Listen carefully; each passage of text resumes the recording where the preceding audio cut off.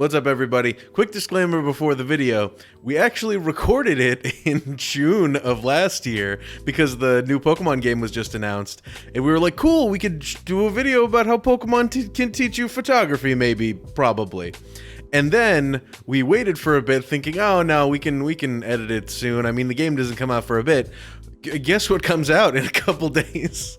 So we wanted to get this video out, but some of our opinions have already been announced as features for the game. So I am super excited, so don't let those interfere with our suggestions for how the game can actually teach you photography and be a little bit more advanced than the old Pokemon Snap game. So enjoy the video and stay through the end to hear Alan's ideas about what would make the worst Pokemon Snap game for photographers. So thank you guys for being here and enjoy the show. Hey Pokemon trainers, it's me, Brock, and I'm here on Pokemon Island with my friend Todd Snap, getting some cool pics of Pokemon.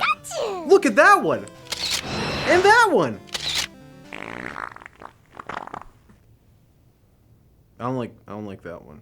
So Pokemon Snap was one of my favorite games growing up, and I'm so glad that we're finally getting a sequel. But while Pokemon Snap was a good introduction to the idea of photography, new Pokemon Snap can be a really good teaching tool to educate people on actual photography techniques. But can Pokemon really teach you how to be a better photographer? And why is the Switch the best way to do it? Well, hold on to your balls and smash that like button, hit that subscribe, and stay tuned to find out.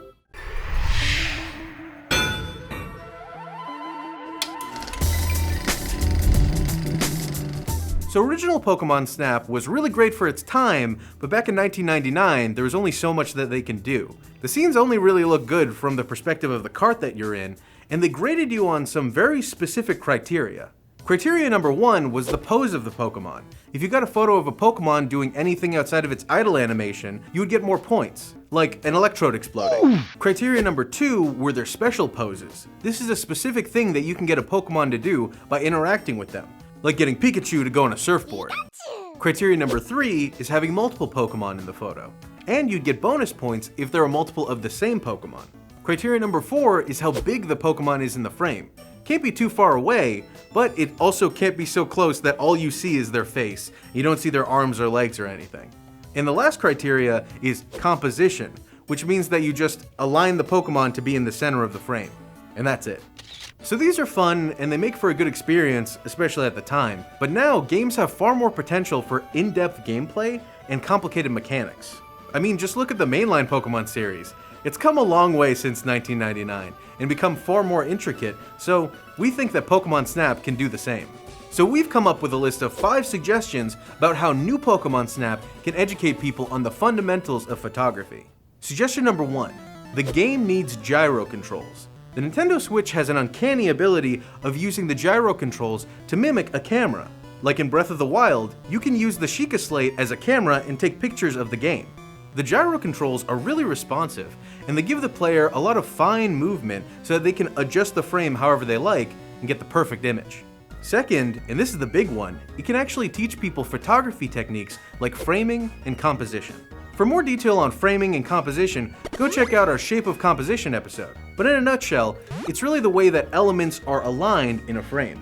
And the original game didn't really play with composition much. You just needed to align the Pokemon in the center of the frame and you get a good amount of points. But there's really a whole world of different composition techniques, like canted angles, the golden ratio, and the rule of thirds. Let's use the rule of thirds for an example.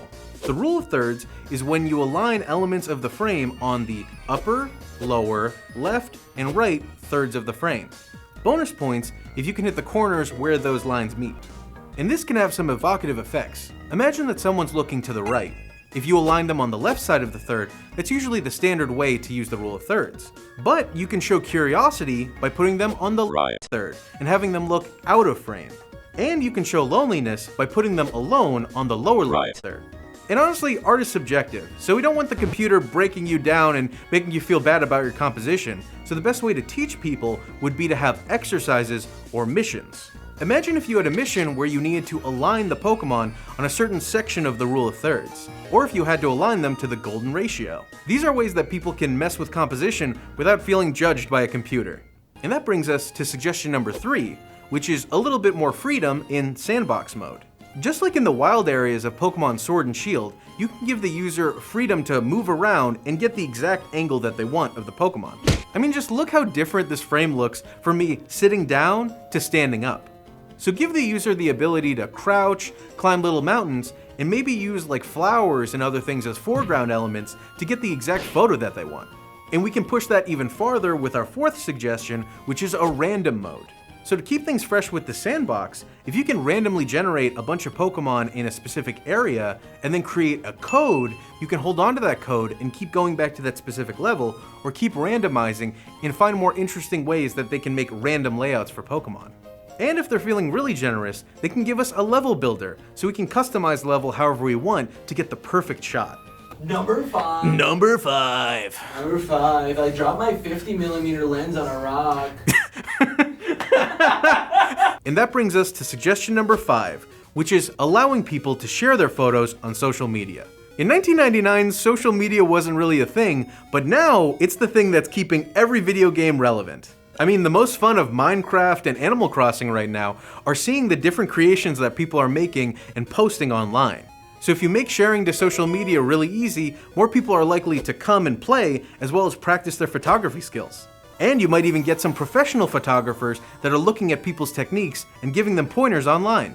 And this isn't even scratching the surface. I haven't even talked about if they gave you different lenses that you can use, or taking your camera out of the automatic settings so you can use manual settings, and if they give you different times of day, as well as different seasons to get some really stunning images. And I don't want to sound like this is super easy to implement, but we've seen some really stunning games on the Switch, like Luigi's Mansion 3, Super Mario Odyssey, Breath of the Wild, and even the new Pokemon games.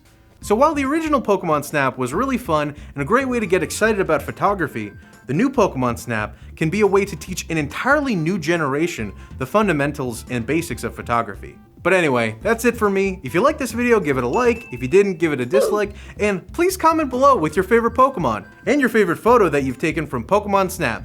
Mine was Pikachu on a surfboard. Nothing is cooler than that. And please consider subscribing for more videos like this one. Oh, it looks like it's raining here on Pokemon Island. I gotta turn my trusty frying pan into a drying pan. I did it. You were waiting for it. I did it. It happened. You're welcome.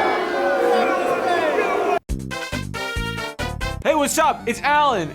These are 3 things or something that I never want to see in any Pokemon Snap game ever. Number 1, release forms. How do you get release forms for a Pokemon? The only thing they say is their name. I don't want people walking in front of my frame. Ever. Number 3, I don't want to keep up with my equipment. I don't want to buy more equipment, and I never want to clean it. Took a picture of a legendary Pokemon like a Lugia or something like that. You snap it and then you realize you have a hair inside your sensor. Wouldn't that be awful?